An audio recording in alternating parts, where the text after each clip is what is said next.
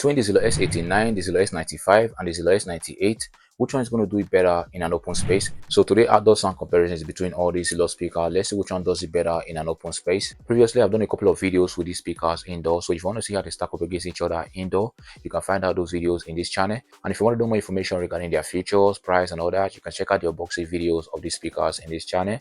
I'm going to be adding the links to those videos in the description below. And for purchase link, check the description as well. And do wait to drop a comment. Let me know your opinion regarding the sound comparison we're about to do right now. And I advise you stick to the end of this video because I'm going to be sharing my opinion with you guys at the end of this video. When it comes to outdoor sound comparison, it all falls down to which one has a better sound stage, which one is louder, which one feels the open space better. So we're going to find out. I hope you have a headphone or you play from a good speaker for a better sound experience. And don't forget to hit that like button and subscribe to this channel if you haven't. That's one way we're going to be supporting this channel to bring more videos like this to you in the future. So without further ado, let's jump right into the sound comparison of today.